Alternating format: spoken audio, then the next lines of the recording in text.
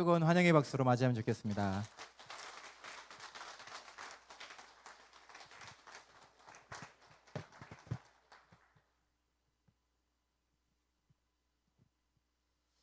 먼저 하나님 말씀 보도록 하겠습니다. 하나님 말씀은 신약성경 마태복음 6장입니다.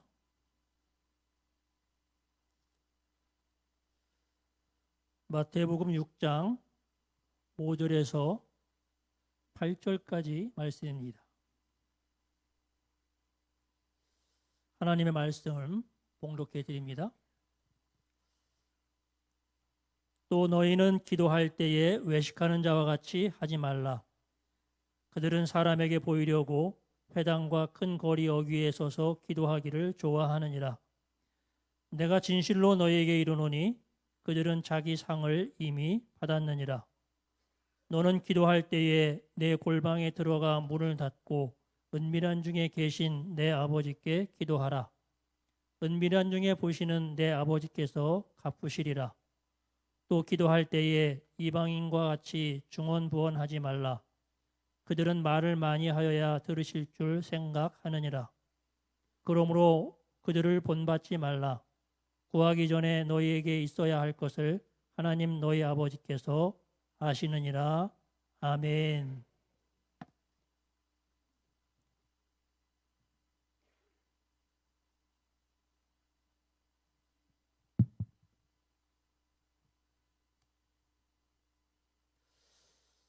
주님 안에서 여러분들과 함께 예배드리게 돼서 기쁘고 감사합니다. 만나서 반갑습니다.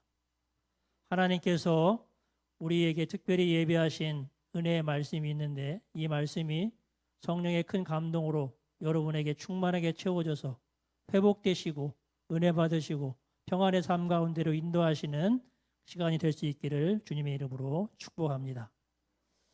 저와 여러분들이 오늘 함께 나눌 말씀은 주제라면 기도의 말씀입니다. 기도에 대해서 수많은 사람들이 좋은 말들을 많이 했어요.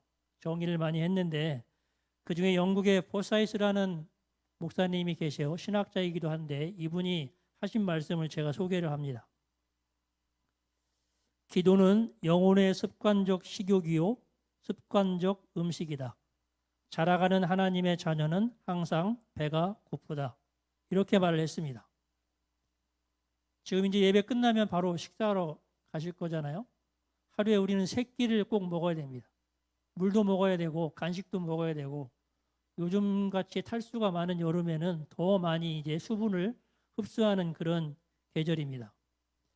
배가 고파서 식욕이 발생해서 무언가를 넣으려는 우리 인간의 기본적인 욕구, 이것이 때만 되면 자동적으로 발동하듯이 기도라는 것이 그렇게 돼야 된다는 뜻입니다.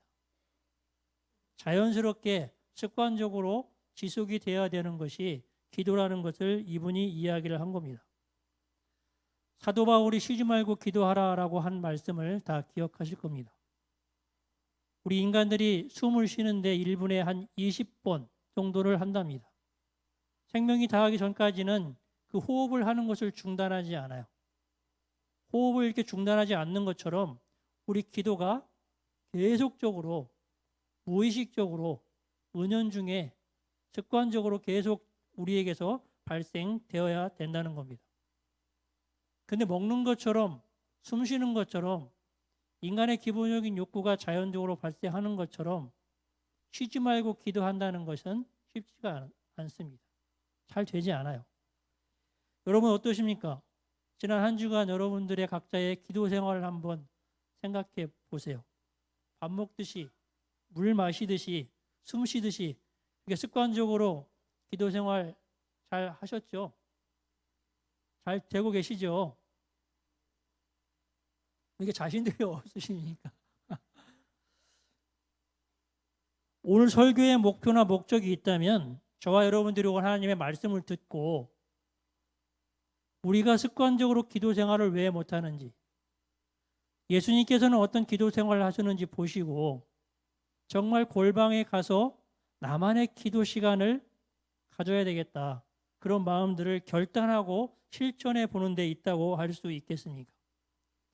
성도님들에게 물어봅니다. 여러분들 왜 기도 생활 못 하세요?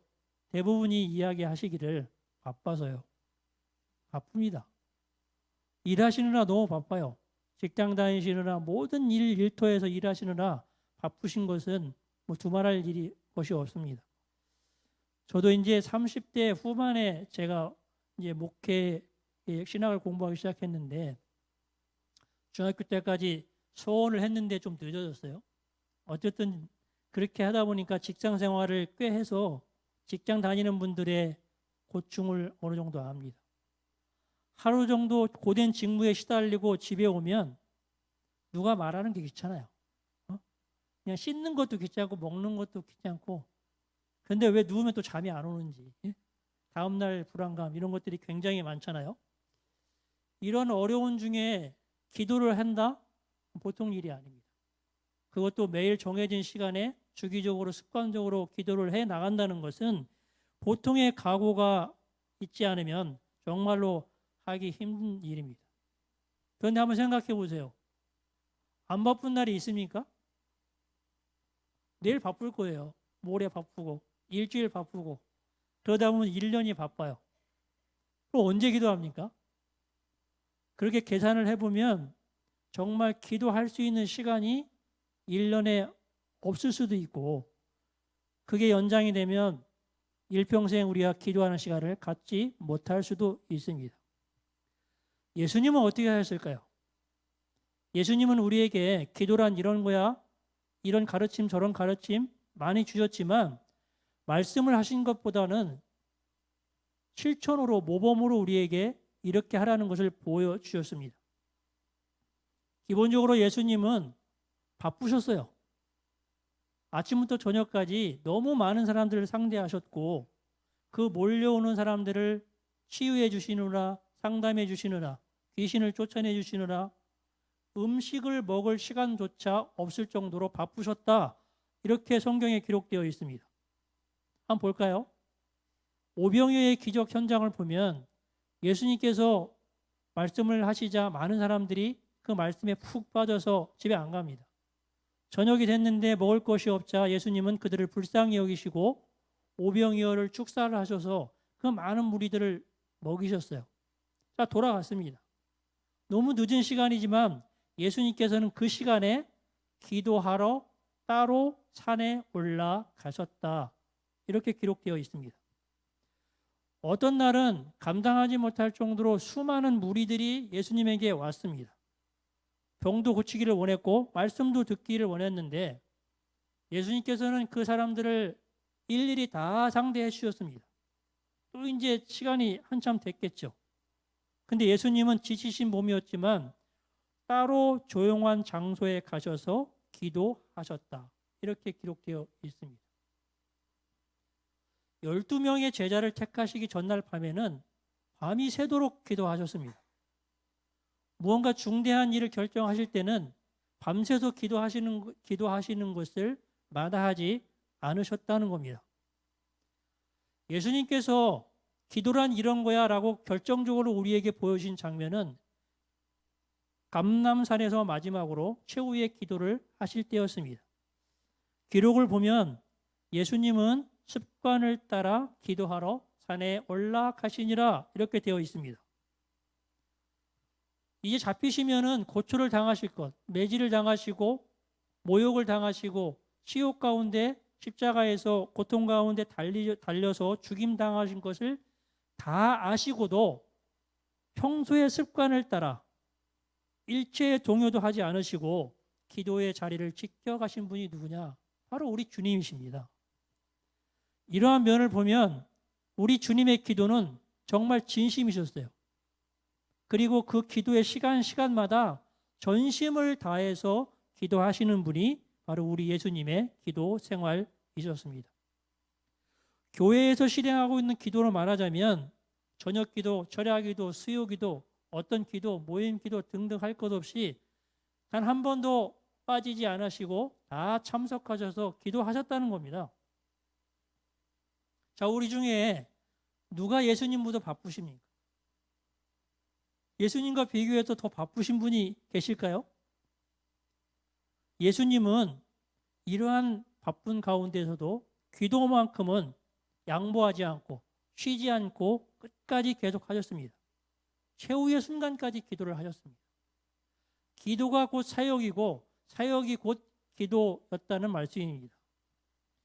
자, 예수님께서 기도의 생활을 이처럼 중요하게 여기고 실천하셨다면 우리는 누굽니까? 예수님이 불러주신 제자잖아요. 예수님을 따라가려고 하고 예수님의 그 삶을 닮아가려고 하는 사람들이기 때문에 예수님처럼 할 수 있어야 됩니다. 아니, 할 수는 없을지라도 해보려고 노력은 해야 됩니다. 예수님께서는 오늘 우리 모두의 마음에 기도란 이런 거야, 이렇게 해야 돼 라는 말씀을 주실 겁니다. 그 말씀을 저와 여러분들은 붙잡을 수 있어야 됩니다. 성령의 감동을 주실 때 여러분들이 습관적인 기도의 자리, 골방의 기도의 자리로 우리를 인도하시는 성령의 인도하심을 따라서 정말 내가 기도의 사람으로 변화될 수 있는 은혜의 시간이 될 수 있기를 주님의 이름으로 축복합니다.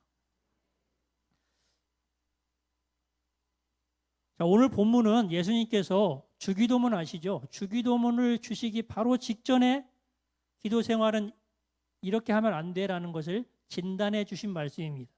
제가 5절을 먼저 읽어드립니다. 또 너희는 기도할 때에 외식하는 자와 같이 하지 말라. 그들은 사람에게 보이려고 회당과 큰 거리 어귀에 서서 기도하기를 좋아하느니라. 내가 진실로 너희에게 이르노니 그들은 자기 상을 이미 받았느니라. 아멘. 자, 이 5절 말씀은 예수님 당시에 하나님을 믿었던 사람들, 유대인이겠죠. 유대인들이 보통 사람들이 일반적으로 행했던 그릇된 기도 행태가 무엇이었느냐? 단언적으로 얘기하십니다. 외식하지 말라. 외식하는 기도를 하지 말라라고 말씀하셨어요. 외식한다는 것 여러분들 다 아시죠? 많이 들어보셨잖아요. 외식한다는 건 연기를 한다는 겁니다. 연기.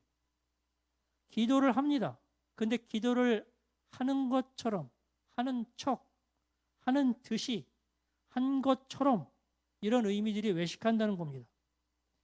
연기하듯이 기도를 이렇게 흉내를 내는 새도 본인은 그 모습을 전혀 부끄러워하지 않고 오히려 다른 사람의 것을 자랑하고 나는 기도를 잘해 열심히 하는 사람이야 라고 자기 만족에 빠져 있는 것을 외식이라고 이야기를 합니다. 자, 이 외식이 무서운 이유는 거짓된 행동을 하기 때문에 무서운 것이 아니라 그 거짓된 행동이 하나님을 기만하고 하나님을 속이려는 악한 행동이기 때문에 그렇습니다. 하나님을 속이려고 기도하듯이 연기를 하면서도 사람들에게는 잘 보이려고 칭찬받으려고 이렇게 사람들이 모인 예배당이나 공공장소나 집회나 모임 같은 곳에 가면 거룩한처럼 기도하고 막 이렇게 열심히 있는 그런 모습을 보입니다. 하나님이 보시기에 어떠실까 생각을 해보시면 너무나 그 악한 행동을 보고 분노하실 겁니다. 자, 그러면 누가 외식하는 사람일까? 그걸 어떻게 구분할 수 있을까요? 평소에 그 사람의 개인적인 기도 생활을 살펴보면 됩니다. 외식하는 사람들의 공통적인 특징은 자기 혼자만에 있는 자기 개인 기도 시간을 절대로 갖지 않아요. 그런데 보여줘야 하는 장소, 보여줘야 하는 그런 상황이 나오면 열심히 기도하는 모습으로 완전히 바뀝니다. 근데 그것으로 끝입니다. 사람들은 그런 모습에 속을 수가 있지만 하나님은 절대로 그런 모습에 속지 않는다고 말씀을 했습니다. 5절 후반부에 이런 외식적인 기도를 좋아하는 사람은 진실로 자기 상을 이미 받았느니라 라고 말씀을 하셨어요. 사람들은 막 칭찬을 해주겠지만 하나님으로부터는 아무것도 받을 것을 기대할 수 없다. 아무것도 주시려고 하시지 않는다라는 그런 말씀입니다. 외식하는 기도는 어떠한 응답도, 어떠한 보상도, 어떠한 능력도, 어떠한 유익도 나타나지가 않는다는 겁니다. 그냥 자기 만족만 할 뿐이에요. 자기 나름대로는 기도를 열심히 한다고 생각하고 정말 기도하는 그 행위에 온갖 정성을 다 들였는데 그 기도가 정작 그 기도를 받으실 대상인 하나님이 아무런 관련이 없다면, 그런 육체 노동에 그치기만 한다면 얼마나 헛된 일이겠습니까? 기도해 보셨죠? 힘드시죠? 한 30분만 하면 힘들어요. 1시간, 2시간 하는 분들은 정말 대단하신 분들입니다. 그렇게 열심히 하고서도 헛되게 보낸다면 얼마나 시간 낭비고 체력 낭비를 하는 것이겠습니까? 제가 한 분 이야기를 좀 해볼게요. 어느 장로님이 계신데 이 장로님은 스스로를 생각하기를 기도를 무척 잘하신다고 생각을 하셨답니다. 장로님 스스로는 자신의 기도를 자평하기를 내 기도는 어디에 놔도 빠지지 않아. 내가 다른 건 모르겠는데 기도는 정말 잘하는 것 같아. 이렇게 생각을 하시는 분이었답니다. 부인 권사님께서도 아유, 우리 장로님은 다른 데 가서 기도 한번 하면 다른 사람들이 다 은혜 받았다고 난리야. 이렇게 말씀을 하세요. 근데 막상 그 장로님, 권사님 이렇게 신앙생활을 보면 주일 예배에 겨우 참석합니다. 그 주일 예배도 다른 경도사가 있으면 거기부터 가야 되는 그런 상황이에요. 그러니 다른 새벽 예배, 수요 예배, 금요 어떤 모임 이런 건 일제 참석하지 않으십니다. 그것뿐이 아니라 평소에 부적절한 언행을 많이 하셔서 다른 사람들에게 막 상처를 주고 교회 일 이것저것 많이 말씀을 하시는데 정작 그것을 실행해야 되는 순간에는 안 보이세요. 앞에 나서 본 적이 없어요. 그러니까 모든 성도들이 그분들을 평가하기를 저분들은 말만 하시는 분들이야. 이렇게 이야기를 하시는데도 그 장로님 부부는 그의 그러한 사정을 전혀 알지 못하고 나는 기도에 진심인 사람이야. 그 생각에서 벗어나지 못합니다. 참으로 불행한 일이지 않아요? 기도가 뭡니까? 사람이 하는 게 아니고 우리에게 오신 성령을 통하여 거룩하신 하나님과 교제하고 대화하는 그런 행위잖아요. 그런데 이 영으로 기도하는 이 기도의 행위가 사람의 스킬, 기술, 그냥 재능, 기능적으로도 얼마든지 가능하다는 것을 이야기하는 겁니다. 하나님이 보시기에 외식하는 형태가 2000년 전에 유대인들에게만 있었던 것이 아니라 앞으로 주님 오시는 그날까지 믿음을 가지고 있다는 모든 사람들에게서 나타날 수 있는 잘못된 기도의 형태로 계속 이어질 것이다. 고질병처럼 계속 되어질 것이다를 진단하시고 경고를 하신 겁니다. 저와 여러분들은 우리 각자 스스로를 오늘 말씀을 들으면서 성찰할 수 있으셔야 됩니다. 나는 혹시 외식의 가면과 연기에 빠져 있지 않은가? 제대로 평가받아 볼 수 있어야 됩니다. 내 스스로 평가하시라는 게 아니고 성령의 조명을 통해서 내 기도의 행위들을 살펴보시라는 겁니다. 만에 하나라도 우리가 하나님을 속이려는 외식하는 기도의 사람으로 살아가서는 안 되지 않겠습니까? 기도라는 것이 정말 거룩한 행위인데 겁도 없이 아무것도 모르고 하나님을 속이려는 거짓된 행위를 일삼는 그런 삶을 살아서는 더더욱 안 되지 않겠어요? 우리 주님은 저와 여러분들이 혹시나 이 외식함의 유혹에 빠질까 봐 그 빠져있는 상태를 빨리 진단하고 끊어내고 진실함의 기도, 습관적으로 행하는 기도, 거룩한 기도의 자리로 나올 수 있도록 지금 이 시간 말씀을 통해서 성령으로 여러분들을 기도의 자리로 불러주고 계십니다. 너희는 기도할 때에 외식하는 자와 같이 하지 말라. 이 말씀을 거부감으로 받아들이지 마시고 아멘으로 응답하시고 적극적으로 반응하실 수 있기를 바랍니다. 저는 이 말씀이 여러분들 인생 전체 남은 인생 전체의 기도 생활 중에 작동이 돼서 정말로 온전하게 이끌어가는 그런 결단할 수 있는 시간. 그래서 기도가 소망이 되고, 기도가 평안이 되고, 기도가 능력이 되고, 기도가 회복이 되고, 기도가 충만이 되는 역사가 여러분들 가운데 일어날 수 있기를 바랍니다. 저는 이 말씀이 여러분들의 기도 생활, 저도 마찬가지고요. 저의 기도 생활을 바로 잡아주어서 거침없이 하나님의 은혜 가운데 나아갈 수 있는 발판이 될 수 있기를 다시 한번 축복합니다. 외식하는 자와 같이 기도하지 말라. 이 말씀 언제 주셨다고요? 주기도문. 주기도문 하시기 전에 주셨어요. 그러니까 우리가 주기도문을 많이 하잖아요. 할 때마다 외식하지 말라고 했지. 그 말씀을 기억하시고 자신을 성찰하시고, 그래, 진실하게 기도하자. 거룩한 마음으로 기도하자. 온전하게 기도하는 자리를 지켜가자. 이런 마음을 가지고 주기도문을 행하시면 되겠습니다. 저는 여러분들이 지금 각자 행하고 있는 기도의 자리가 잘못되었다고 얘기하는 게 아니에요. 여러분들이 지금 열심을 다하고 있는 각자 신앙생활의 기도의 자리를 진심으로 축복합니다.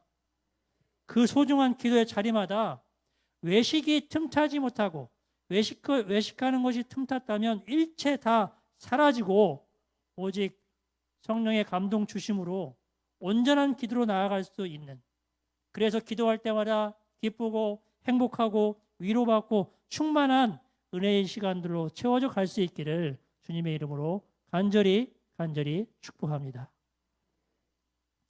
자, 이어지는 6절 말씀을 보겠습니다. 6절. 이 말씀은 오늘 제가 드리고자 하는 말씀의 중심이기 때문에 함께 읽겠어요. 함께 읽습니다. 시작. 너는 기도할 때에 내 골방에 들어가 문을 닫고 은밀한 중에 계신 내 아버지께 기도하라.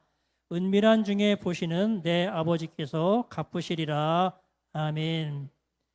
많은 회당, 큰 거리 어귀에서 남에게 보이려고 하는 기도가 외식 기도라고 했고, 그거 하지 말고 내 골방에 들어가서 문을 닫고 기도하라 말씀하셨어요. 골방에 들어가서 기도하게 된다면 은밀한 가운데 내가 그것을 지켜보겠다 말씀하셨어요. 이 골방이라는 장소가 어떤 장소일까? 유대인들에게 이 골방은 두 가지 의미가 있습니다. 하나는 곡식을 저장하는 창고의 의미가 있고요. 또 하나는 나만의 밀실, 나만의 비밀 장소, 침실 같은 경우를 이야기합니다. 밀실이나 침실은 누가 있습니까? 되게 부부가 있잖아요. 부부들끼리 잠자리가 이루어지고 완전한 프라이버시가 이루어지는 공간이에요. 둘만이 아무도 모르는 은밀하고 시크릿한 비밀스러운 대화를 할 수 있는 장소가 골방입니다. 그러면 신앙적으로 골방이란 무엇일까? 그 기도의 공간은 어떤 것을 의미할까? 이 장소는 하나님께 나의 온전한 마음을 따로 구별하여 드리고자 내 스스로가 정한 장소, 내 스스로가 정한 시간을 말하는 겁니다. 다시 말씀을 드릴게요. 내가 진실한 마음으로, 온전한 마음으로 하나님께 따로 구별하여 드리고자 하는 구별된 공간, 구별된 시간, 이것이 골방이다라는 겁니다. 구별되어 있다는 것이 굉장히 중요해요. 여러분들 교회라는 의미 많이 들어보셨죠? 처치, 에클레시아 이런 말 들어보셨잖아요. 이게 무슨 의미냐면 세상에 60억 명 인구가 있어요. 그 중에서 하나님께서는 권능의 손길로 하나님이 사람을 택하십니다. 딱 택하셔서 그 사람들을 따로 한 곳에 모아놨어요. 이게 교회입니다. 하나님께서 우리 한 사람 한 사람의 인격을 선택하셔서 불러주셔서 모아놓은 것이 교회라고요. 저와 여러분들이 그렇게 해서 지금 이 자리에 있는 겁니다. 그런데 여러분, 교회가 건물이 아니고 사람이다, 성도다 이런 말 들어보셨잖아요. 이게 어디 구절에 나오는지 아십니까? 고린도전서 1장 2절에 보면 교회는 곧 그리스도 안에서 거룩하여지고 성도라 부르심을 받은 자들, 이렇게 기록되어 있습니다. 다시 한번 읽어드릴게요. 교회는 곧 그리스도 안에서 거룩하여지고 성도라 부르심을 받은 자들, 사람, 이렇게 기록되어 있다는 겁니다.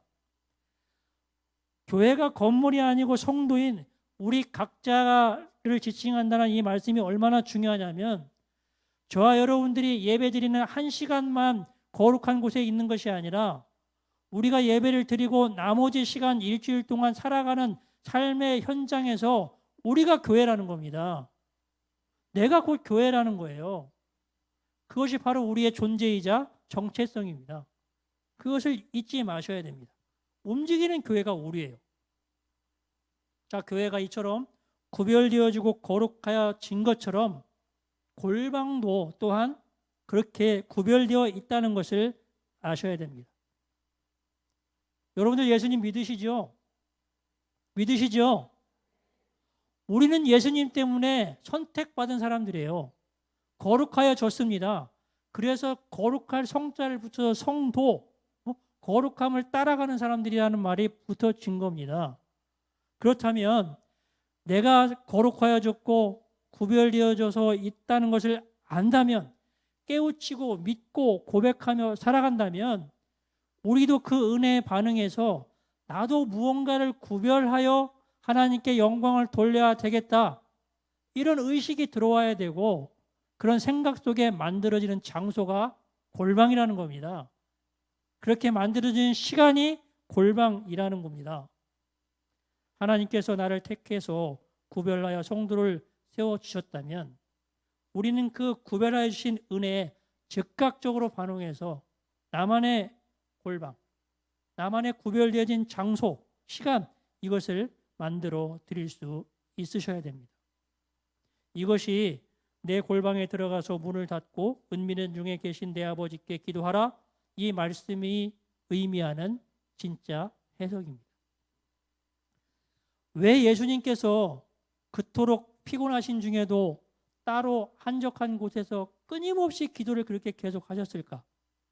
그 한적한 곳, 따로 떨어져 계신 그곳이 예수님만의 골방이셨기 때문에 그렇습니다.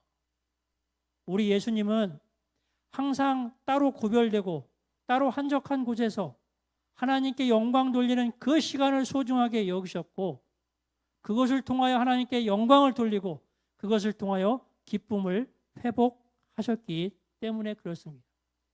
우리도 그렇게 하면 됩니다. 우리도 그렇게 하는 것이 일상의 삶, 일상의 습관으로 가라라고 말씀하신 것이 골방을 만들고 기도하라는 말씀입니다. 자, 여러분들이 만약 이 말씀에 순종했어요. 골방을 만들었어요. 어떤 일이 벌어지겠습니까? 6절에서 구별된 골방을 하나님께 드리면 은밀한 중에 거기에 계시다라고 말씀을 하셨어요. 밖에서 우리가 생활하다가 하나님, 제가 하나님의 이름을 부르며 기도합니다. 그러면 하나님이 그곳에 안 계십니까? 그렇진 않아요. 그렇지만 내가 하나님께 온 마음을 들여서 어떠한 구별된 공간과 시간을 드렸을 때 하나님은 누구보다도 기뻐하시고, 그곳에서 우리가 하나님을 찾아올 수 있는 그 시간에 반드시 은밀한 가운데 지켜보시고 만나주시고 영광을 볼 수 있는, 목도할 수 있는 은혜를 주시겠다는 말씀입니다. 친히 여러분을 만나주시겠다는 분명한 약속의 말씀을 우리에게 주신 거예요. 얼마나 대단한 일입니까? 그뿐만이 아니에요. 은밀한 중에 보시는 내 아버지께서 갚으시리라 말씀하셨어요. 갚으신다는 것은 리워드, 보상한다는 것, 답례하고 살해한다는 그런 뜻입니다. 우리가 가지고 있는 소원들과 소망들이 있잖아요. 하나님께서는 은밀한 중에 보시는 가운데 그 기도로 나오는 자들에게 각자 원하는 바람이나 소원이나 소망들을 이루어 주시겠다는 그런 뜻입니다. 그런데요, 우리가 이것도 구하고 저것도 구하고 그런 한 가지 두 가지 이렇게 이루어지고 뭐 해결해주고 그런 의미가 아니라 하나님의 하나님 되심을 보여주겠다는 뜻입니다. 그 누구도 경험하지 못한 하나님을 특별히 경험하게 해주시겠다는 뜻이에요. 하나님을 직접 만나게 해주시고 그 만남의 은혜가 평생토록 너의 삶을 붙잡도록 해주겠다. 그렇게 약속을 하신 겁니다. 이런 경험 해보고 싶지 않으세요? 너무나 대단한 말씀입니다. 여러분들이 단지 마음 하나만 움직이시면 됩니다.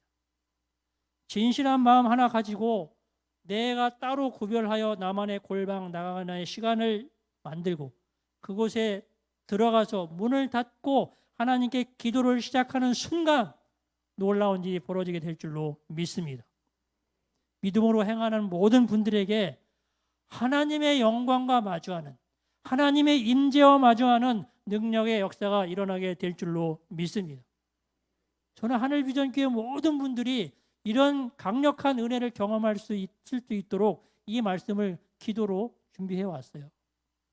오늘 말씀을 듣는 여러분들이 그렇게 될 줄로 믿습니다.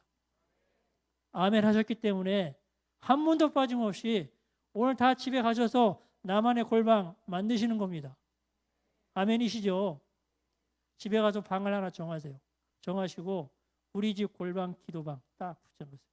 그리고 아빠 기도 시간, 엄마 기도 시간, 할아버지들 많으신 할아버지, 할머니들 기도 시간, 손자, 손녀들 기도 시간 딱 붙여놓으시고 정해진 그 시간에는 세상이 무너지는 한이 있더라도 반드시 그 시간에 들어가셔서 기도하겠다고 약속한 10분, 20분, 30분 그 시간에는 반드시 하나님과 약속을 지키시기 바랍니다. 부모님이 먼저 하시면 자녀들은 자연스럽게 다 따라오게 되어 있어요. 이미 하나님께서는 골방을 만들겠다고 아멘으로 응답하신 여러분 모두의 그 반응에 기뻐하고 계십니다. 기대하고 계세요. 오늘 내가 사랑하는 자녀가 나한테 오는구나. 내가 직접 이를 만나줘야 되겠다. 그런 마음으로 지금 기대하고 계실 겁니다.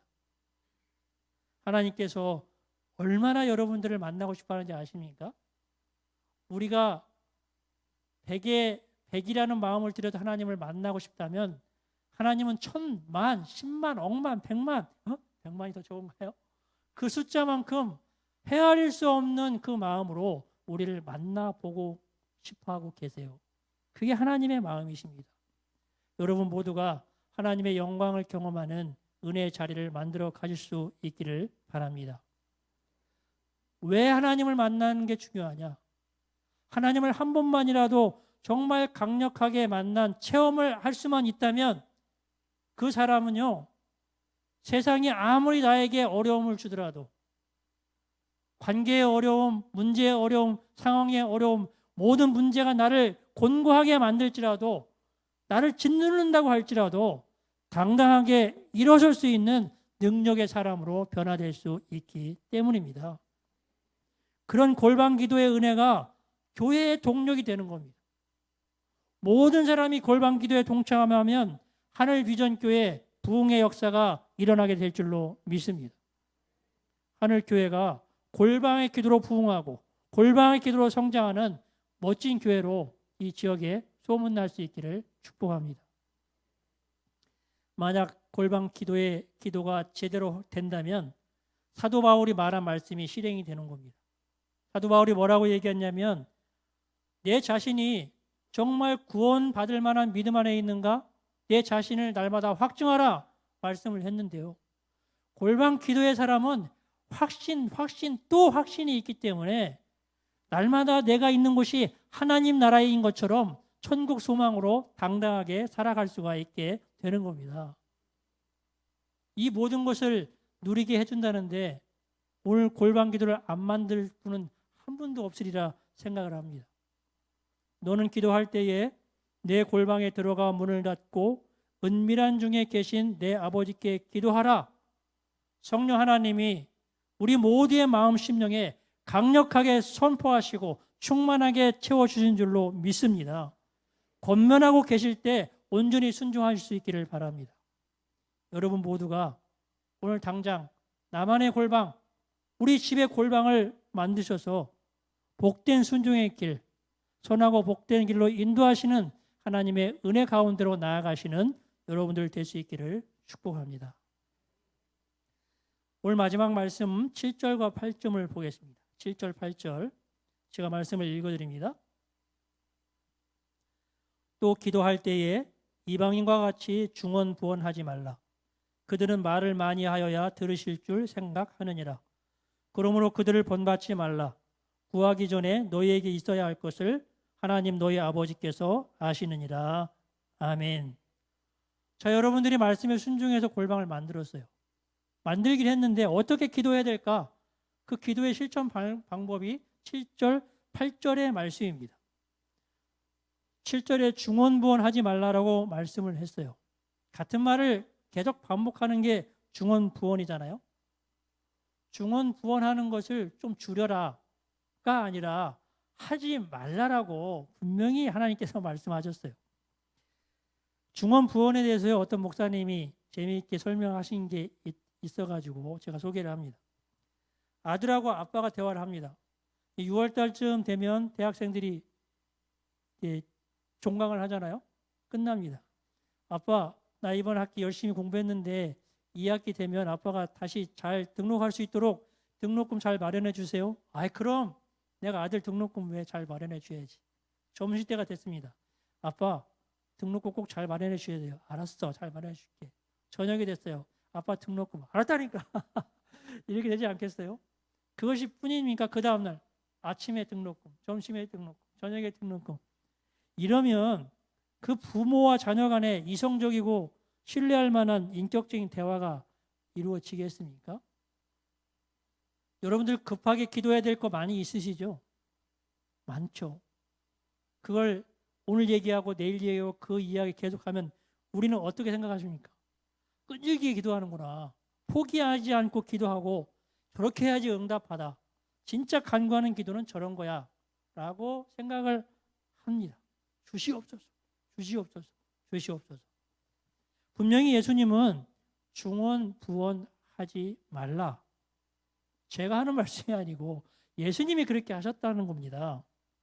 골방에서만큼은 한 번이면 족합니다. 8절에서 중언부언하는 사람들을 본받지 말라. 하나님은 말을 많이 하지 않아도 우리에게 있어야 할 것을 다 아시느니라 말씀을 했어요. 있을 것을 다 아신다는 그 말씀을 골방에 들어갈 때는 여러분들이 명심하고 꼭 기억하실 수 있기를 바랍니다. 아니, 그러면 골방에 들어가서 뭘 기도하라는 걸까? 제가 제안을 2가지를 해드립니다. 골방 기도에서는 이것저것 기도 제목 가져가지 마시고 제가 하라는 것만 하시면 돼요. 기본적으로는 뭘 하러 들어가는 게 아니라 하나님이 거기에 계시기 때문에 하나님이 거기에 계신 곳에 나를 보여주러 가는 거예요. 내 자신, 내 인격, 내 삶, 내 그냥 언행, 내가 살았던 그런 모습을 가지고 있는 그대로 하나님 나 이렇게 살았어요. 나 지쳤어요. 힘들어요. 하나님 품에 안기고 싶어요. 이 상태로 가시면 되는 겁니다. 아무 말도 안 하셔도 돼요. 그렇다고 아무 말도 하지 않는 것이 아니라 2가지는 하셨으면 좋겠어요. 자, 2가지를 할 텐데 제가 하면 여러분들이 따라 하셨으면 좋겠습니다. 진심으로 회개하고 전심으로 기도하자. 진심으로 회개하고 전심으로 기도하자. 자, 골방에 먼저 들어가면 무조건 회개부터 하는 겁니다. 하나님께서는 저에게 오늘 삶을 허락하셔서 제가 아무런 무탈 없이 하루 종일 살았는데 저는 저에게 주신 생명의 은혜가 그냥 있는 것처럼 여기며 살았습니다. 제가 말과 행동으로 다른 사람들을 막 짜증나게 하고 불순하게 한 적도 너무나 많았습니다. 하나님의 뜻을 온전히 구하지 못하고 제 마음대로 살았던 교만한 시간들이 너무나도 많았습니다. 뭐가 있을 거 아닙니까? 여러분들 각자가 회개를 하시되 뭘 회개를 하시든지 그 회개하는 내용을 하실 때 한마디 한마디를 진심으로 하셔라. 진심으로 하시라는 거예요. 진심으로. 그냥 통과 의례로 하나님 잘못했어요. 다 용서해 주세요. 이게 아니고요. 진심으로 하게 되면 용서와 연결이 됩니다. 용서와 연결이 되면 급격한 관계 회복으로 이루어지게 되어 있어요. 진심으로 그렇게 회개를 하시면 돼요. 자, 두 번째는 전심으로 기도하는 건데 뭘 전심으로 기도해야 될까? 하나님, 저는 하나님 한 분만으로 충분합니다. 제가 하나님 한 분만을 구합니다. 저와 항상 함께 하시고 저도 하나님을 꽉 붙잡을 테니 하나님 저를 제발 놓지 말아 주시고 언제나 동행하여 주시고 제가 시험에 빠지지 않게 하시고 악에 빠지지 않도록 저를 구하여 주옵소서. 시험에 들게 하지 마시고 악에 빠지지 않도록 구하여 주옵소서. 어디서 많이 본 기도문이잖아요. 주님이 가르쳐 주신 기도문이에요. 함께 해달라는 하나님만 구하는 기도를 전심으로 하시라는 겁니다. 두 가지만 하시면 돼요. 그 두 가지 했더니 5분밖에 안 지났어요. 그 나머지 시간은 뭐 합니까? 가만히 있어야 되나요? 나머지 시간은 하나님의 이름만 부르세요. 기도하다 보면 생각이 막 자꾸 몰려와요. 그러면 하나님 이름 부르면서 생각을 물리치세요. 하나님 가는 겁니다. 생각 몰려와요. 하나님 집중. 몰려와요. 하나님 집중. 왜 이렇게 하시냐? 너무나 중요한 훈련이에요. 이렇게 하나님의 이름을 부르며 하나님께 집중하고 나아가면 어느 순간 세밀한 가운데 하나님의 음성이 들립니다. 하나님은 말씀하시는 분이세요. 우리에게 무언가를 주시고자 하시는 분이십니다. 그것을 들을 수 있어야 됩니다. 기도는 말을 하는 것이 아니라 듣는 자리예요. 그것을 훈련하시라는 겁니다. 아시겠죠? 하나님 집중, 하나님 집중, 물리치고. 그게 계속되면 여러분들이 하나님의 말씀을 직접 들을 수 있는 놀라운 역사가 일어나게 될 줄로 믿어요. 그러면요, 기도 10분 하라고 해도 20분 하게 되고 20분 하게 돼도 30분이 지겹지 않아요. 왜요? 내가 말하면 지치는데 하나님이 이야기하시니까 너무 기분이 좋거든요.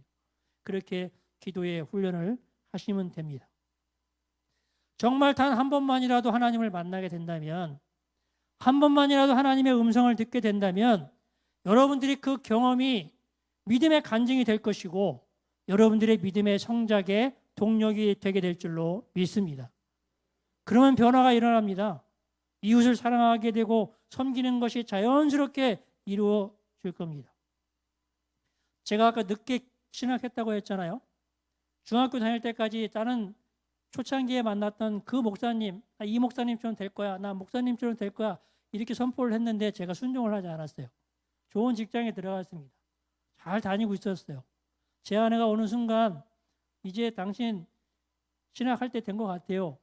저는 이제 딴 길로 막 왔다 갔다 하고 있는 상황이었고 제 아내가 좀 집중하고 있는 터였기에 그러면 당신이 이야기했으니 내가 1년 동안 작정 기도를 해봅시다. 기도회에서 작정 기도를 1년 했는데 하나님은 1년 기도한다라고 우리가 말을 하잖아요. 1년 동안 대답 안 하십니다. 1년 기도하게 만드세요. 마지막 금요 예배 시간이 됐어요. 내가 오늘 작정 여기서 이제 끝장을 보자. 이 기도에서 기도 다 끝나고 개인 기도 들어갈 때 이제 쫙 외치면서 막 목이 끊어져라 막 기도를 했어요. 저 여기서 말씀 없으시면 저는 갑니다. 그 하나님 책임이 제 책임이 아닙니다. 막 이러면서 기도를 했어요. 얼마나 기도를 막 세게 했는지 이 당시에 제가 기억으로는 이 안에 있는 장기들이 있잖아요. 거꾸로 나오는 것 같아요. 토해낼 정도로. 너무 하다가 지쳤어요. 지쳐가지고 완전히 떨어져 있는데 갑자기 빛이 있잖아요.